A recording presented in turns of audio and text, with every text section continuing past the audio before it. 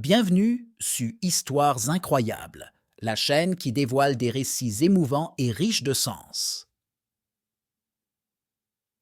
Ici, nous explorons des histoires qui nous font réfléchir sur ceux qui comptent vraiment dans la vie, vous offrant à chaque fois de nouvelles perspectives et des émotions intenses. Aujourd'hui, je vais vous raconter l'histoire d'une famille en apparence parfaite. Un événement inattendu révèle des mystères enfouis depuis des années, forçant les membres de la famille à affronter leur passé et à remettre en question leurs relations.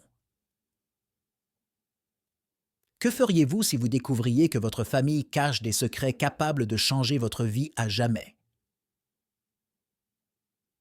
Préparez-vous à plonger dans un voyage entre mystères et liens familiaux inattendus. Mais avant de continuer, n'oubliez pas de mettre un j'aime, de vous abonner à la chaîne et d'activer la cloche des notifications pour ne pas rater nos histoires incroyables. Niché parmi les douces collines toscanes, le village de Montepulciano cache un sombre secret. La famille Rossi, longtemps considérée comme un pilier de la communauté, dissimulait derrière une façade parfaite un enchevêtrement de secrets et de rancunes. Grand-mère Assunta, matriarche incontestée, était une femme au caractère fort et manipulateur.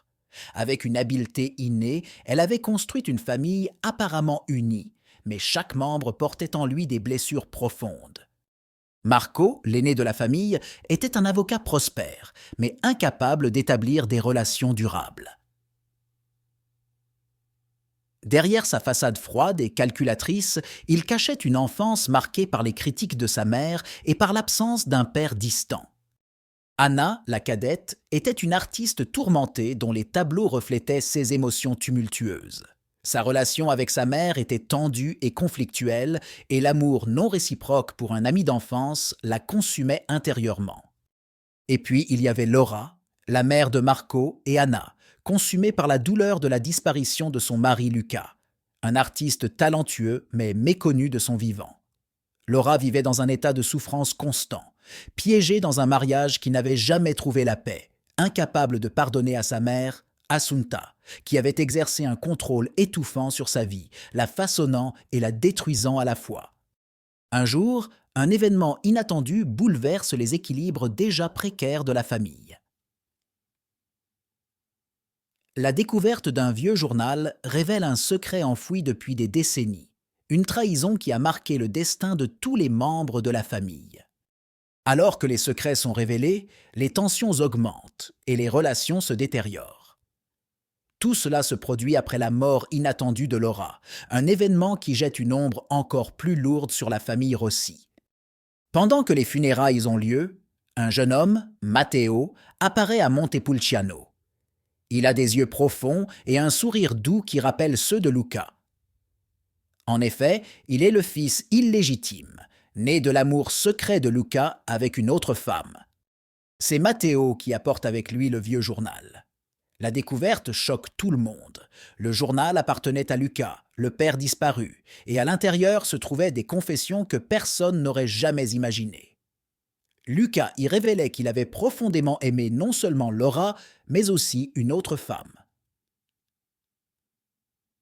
Cette trahison n'était pas simplement le fruit d'une infidélité, mais d'un désespoir né d'un mariage étouffant.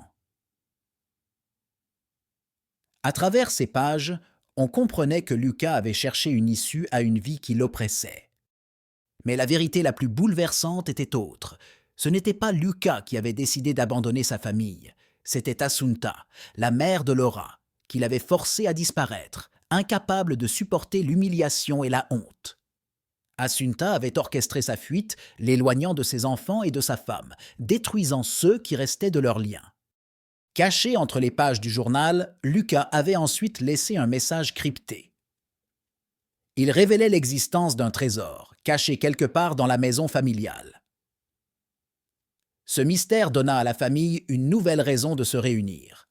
Marco, Anna et Matteo décidèrent de collaborer pour déchiffrer le code et trouver le trésor. Au cours de leurs recherches, les tensions entre les frères et sœurs s'apaisèrent et une étrange complicité commença à émerger. L'aventure pour résoudre l'énigme de leur père les rapprochait de plus en plus, leur permettant de laisser derrière eux les rancœurs du passé, Chaque pas qu'il faisait, chaque indice qu'il trouvait, devenait une opportunité de découvrir de nouvelles affinités et de reconstruire des liens qu'il croyait irrécupérables. À la fin, il découvre que le trésor n'est autre qu'un tableau caché dans une pièce secrète. Un autoportrait de Lucas peint lorsqu'il était encore un jeune artiste plein d'espoir. Mais il y a encore plus.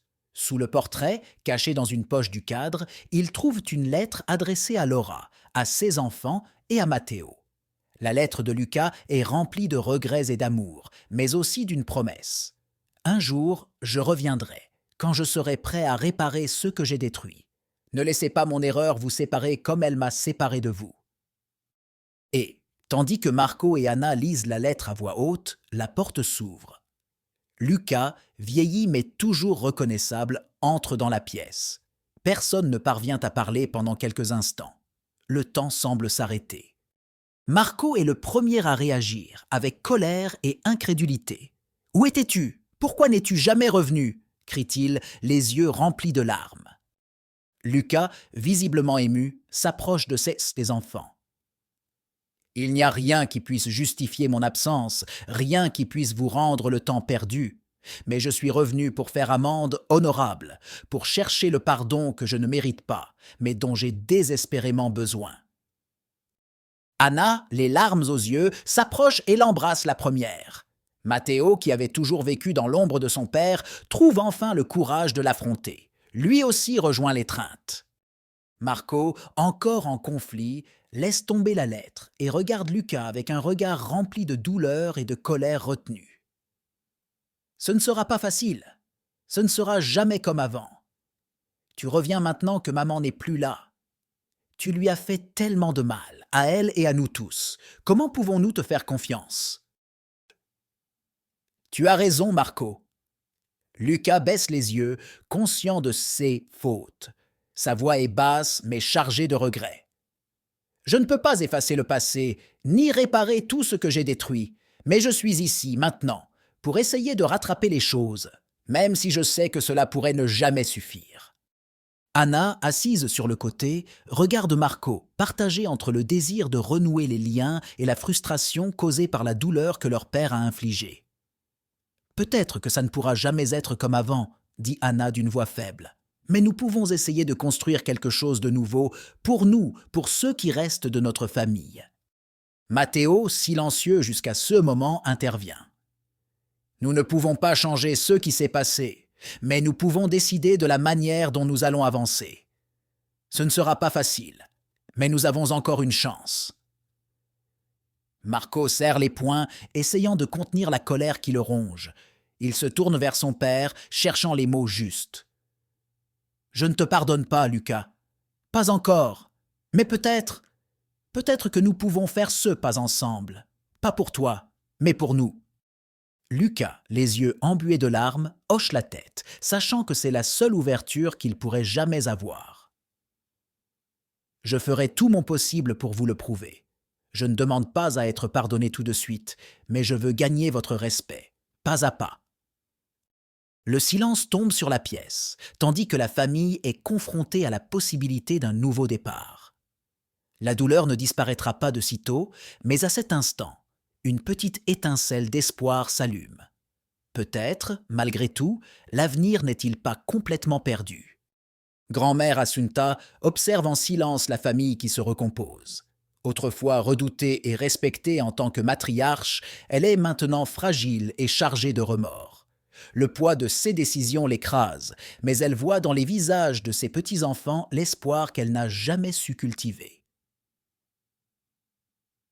Dans un dernier geste de rédemption, elle cède le contrôle de la famille à Marco et Anna, acceptant enfin ses erreurs et reconnaissant que l'avenir leur appartient. Exposé dans le salon principal de la villa, le tableau de Lucas devient le symbole d'une nouvelle ère pour la famille Rossi. Ce n'est plus seulement une œuvre d'art, mais un témoin silencieux des batailles affrontées et surmontées. Ils décident de ne pas le vendre, préférant qu'il reste avec eux comme symbole d'une famille qui a traversé l'obscurité et trouvé la lumière. Alors que le soleil se couche doucement sur les collines toscanes, la famille Rossi comprend que le véritable trésor ne réside pas dans les biens matériels ou les secrets cachés, mais dans les liens retrouvés. Le passé ne peut pas être effacé, mais il peut être accepté, tout comme la possibilité de construire un avenir ensemble, libre des ombres qui les avaient divisés.